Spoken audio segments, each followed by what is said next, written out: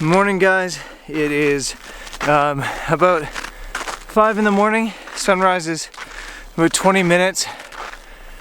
And I'm up at Lake O'Hara. Woo! Day 2.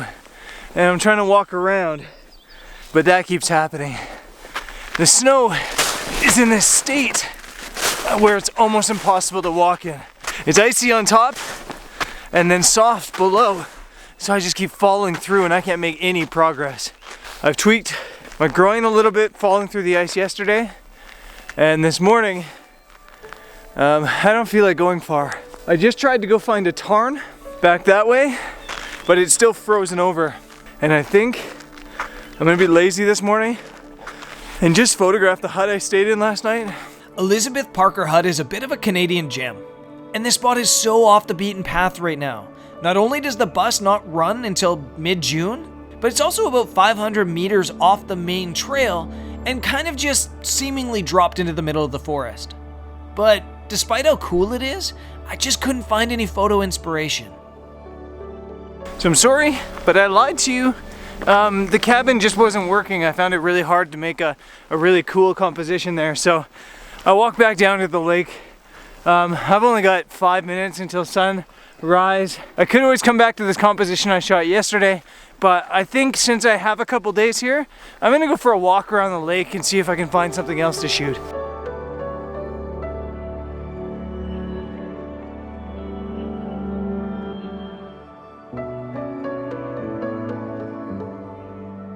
So I've been walking up and down the lake all morning and I just could not find anything that was great. It's a beautiful spot, but there's no like defining peaks, so it's kind of hard to find an end goal to the photo. I always say find what you want to photograph and then find a foreground for it, and that's kind of always been the way I operate. And the peaks are all really beautiful that way, but these ones where the light's gonna hit are kind of so-so. And to be honest, at this point I'm not even sure the light's gonna hit them because they might be blocked by these peaks. But I've ended up finding a spot right here on the waterfront where there's some cracked ice that looks pretty beautiful. And so I'm just messing around with like a polarizer and stuff like that to show the ice on the surface of the water, and going kind of like very wide, 16 millimeters.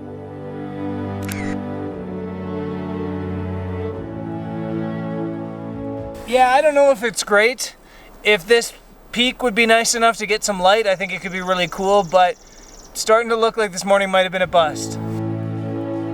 Even 10 years into this career, I'm still learning lessons. Today's, photograph things you find interesting. Don't get disheartened by bland light. Don't get distracted by the obvious.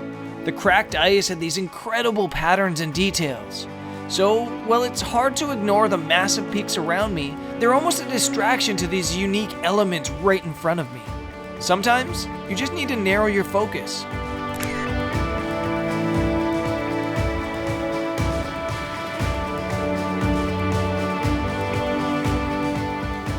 Every day spent up in a place like this is a phenomenal blessing. It's just, I love being up here. It's so good, so peaceful, so calm. And I have it all to myself, which is incredible. But it doesn't always mean you're gonna get a photo.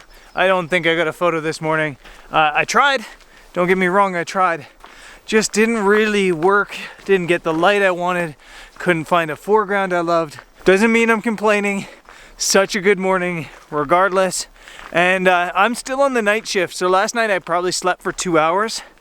And I'm gonna go back to the hut, sleep for another 4 to 6 hours, and then I'll head out hiking in the afternoon.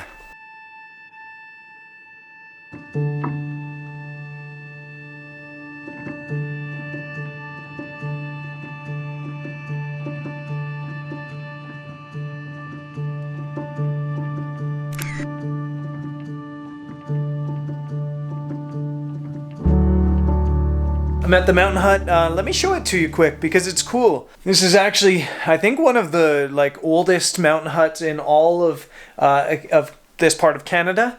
And this is also kind of one of the fancier ones. So you do have a stove and an oven. You have these little propane burners to heat water. There's tons of cutlery and dishes and stuff like that. Knives, basically everything you need for cooking. Now, it's smoky in here because I started a fire. Not like a house fire, but like a stove fire. So yeah, it's a little bit smoky in here, but it actually makes it look really cool because you're getting some sunrise through here. I'm the only one staying here right now. There was a French backpacker here last night. He just left, so I have it all to myself. But in the summer months, you can get 1, 2, 3, 4, 5, like 10 people here, and I've heard that you can actually get as many as 16 people here. Yeah, it's an awesome little place to hang out, totally off the grid, and yeah, it's kind of been nice to just hang out today. I have plans on hiking this afternoon, so I'm gonna get a bit of a rest and then do that.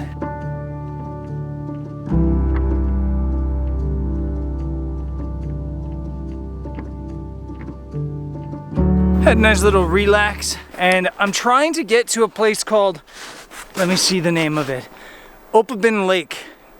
And I don't think I'm trying to get all the way to Opabin Lake. I'm trying to get to Opabin Plateau.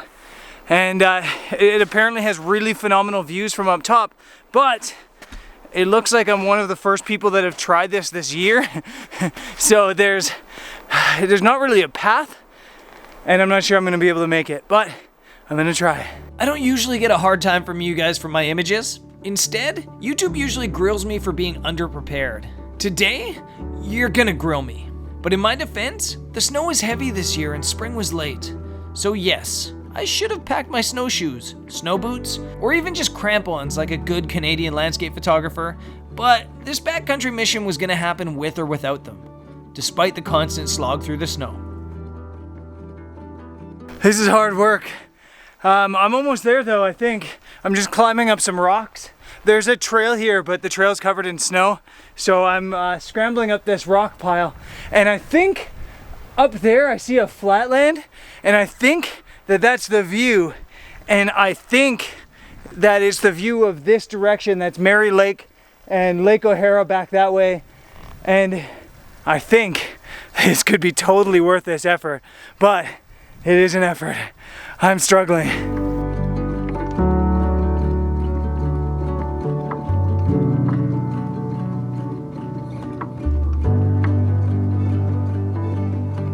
So story time, I guess not story time, explanation time, as I block the sun with my hat. I'm stuck. I'm not like totally stuck, but I can't go any farther. I've tried. I climbed up without my camera gear, and yeah, I scrambled up and I made it up a little bit higher.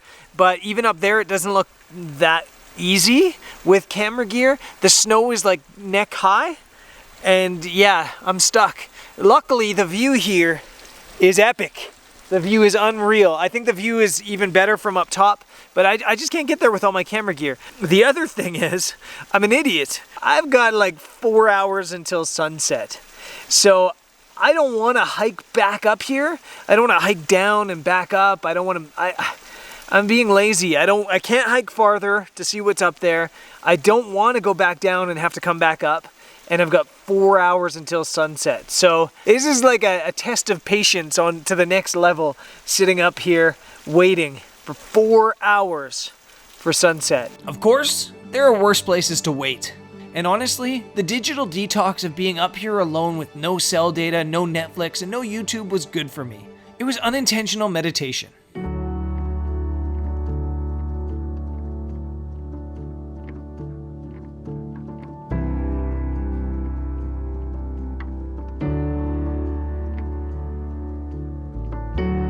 I've been sitting here, bored out of my mind because my phone is dead and I didn't bring a book. And I've been kind of just watching the light, thinking that it had the potential to do something really cool. When the sun goes down this far north, it doesn't go like down.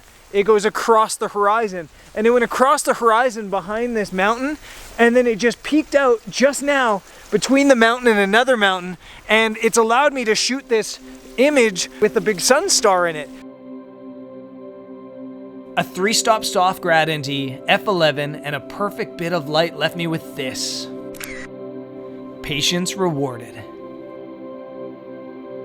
Which is really, really cool and way different than I was expecting. It's also shown me that I got lucky. I came up early because the sun's about to go behind this peak here, and it's gonna block all the alpenglow for any of the peaks here. It's gonna be totally backlit.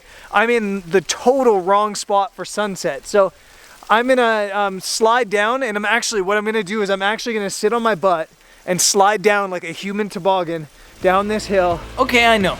I'm sorry there's no footage of the human toboggan in action, but honestly, I was just trying to get out of the snowpack, which, it turns out, wasn't as easy as I'd hoped.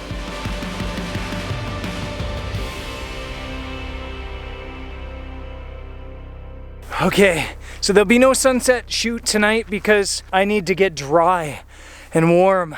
I was human tobogganing down the hill, which was a great idea, made it to the bottom really fast, but also a bad idea because it was uncharted territory I was walking out of. And when I was walking out, I stepped into, well, I don't think it was a tree hole or anything like that. I think it was just a spot that was really wet underneath. And I went to like above waist deep in the snow. And since it was so warm today, the snow is like cement. And I actually couldn't move my feet. I couldn't get my feet out. So I tried to swim out, couldn't do it. I ended up having to dig my own feet out so I could then swim out of the snow. So I'm soaking wet and cold and ready to get by that fire in the cabin. So I'm gonna call this an episode. I am cold and wet, but don't worry about me, I'm fine. That's just what happens sometimes when you go out like this in the spring. So I'll call this an episode. I'll see you guys tomorrow. I think I have one more sunrise here, depending on if I can get dry enough by then. So I'll see you there. Peace.